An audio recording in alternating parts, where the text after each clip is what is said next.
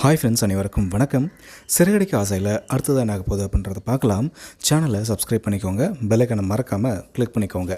So இன்றைக்கி episode செம்ம testing கொண்டு போயிருந்தாங்க அப்படின்னு தான் சொல்லணும். முத்து மேலே தப்பு இல்லை அப்படின்னு தெரிஞ்சதுமே இன்ஸ்பெக்டர் வந்து முத்து வார்ன் பண்ணிவிட்டு அவர் ரிலீஸ் பண்ணிட்டாங்க. ஆனால் இந்த அருணை நம்ம எதிர்பார்த்த மாதிரியே இப்போது ஒரு வாரம் சஸ்பெண்ட் பண்ணிட்டாங்க. இப்போ வீட்டுக்கு வந்த முத்து மீனாவும் நடந்ததெல்லாம் சொல்கிறாங்க. அதுக்கப்புறம் முத்து வந்து பிரேக் ஒயரை கட் பண்ணணும் அப்படின்னா கண்டிப்பாக என் கார் சாவி இல்லாமல் கட் பண்ண முடியாது. ஸோ இங்கேருந்து தான் யாரோ என் கார் சாவி எடுத்து கொடுத்துருக்காங்க அப்படின்னு சந்தேகமாக சொல்ல, இதில் ஹைலைட்டே இன்றைக்கி விஜயா பேசினது தான்.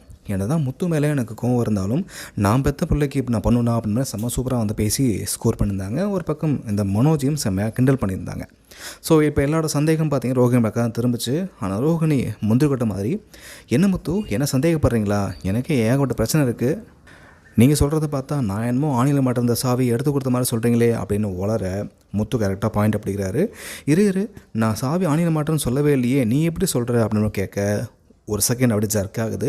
யோசிச்ச ரோஹிணி நம்ம எதிர்பார்த்த மாதிரி தான் செம்மையாக சொல்லி சமாளிச்சுறாங்க. இதுனா பெரிய விஷயமா, நீ அங்கே தான் மாட்டுறீங்க, அதை வச்சு தான் சொன்னேன் அப்படி மாதிரி சொல்லி சமாளிச்சுறாங்க. பட் இருந்தாலும் ரவி, ஸ்ருதி, முத்து மேலே சந்தேகம் பார்த்தீங்க அப்படின்னா இப்போ ரோஹிணி பக்கம் தான் திரும்புது. அதுவும் முத்து ஸ்ருதியும் கரெக்டாக கேட்டாங்க. அன்றைக்கி இவங்க வந்து உங்கள் மாமாவை மாட்டி விட்டதுக்காக நீங்கள் இப்படி பண்ணியிருக்கீங்களா அப்படின்னு கரெக்டாக பாயிண்ட் பிடிச்சி கேட்டாலும் ரோஹிணி வந்து எஸ்கேப் ஆகிட்டாங்க அப்படின்னு தான் சொல்லணும். என்ன தான் ரோஹிணி இப்போ எந்த விஷயத்தில் மாட்டியிருந்தாலும், ஆனால் இப்போது சிட்டிக்கிட்ட ஒரு திருட்டு நகை வாங்குறாங்க இல்லையா, அந்த திருட்டு நகை மூலமாக செம்மையாக மாட்டி திரும்ப விஜயாகிட்ட அசிங்கப்பட தான் போகிறாங்க. ஸோ சிட்டி பார்த்திங்க அப்படின்னா அந்த திருட்டு நகையை இப்போது ரோஹிணிகிட்ட கம்மி விலைக்கு கொடுக்குறான். ரோஹிணியும் பரவாயில்லையே நகை வந்து கம்மியாக கிடைக்குதே அப்படின்னு ஆசைப்பட்டு, அதுவும் பார்த்தீங்கன்னா வித்யாட்ட வந்து கடன் வாங்கி அதை வந்து வாங்குறாங்க. இப்போது அதை கொண்டு போய்ட்டு விஜயாட்ட கொடுக்க போகிறாங்க.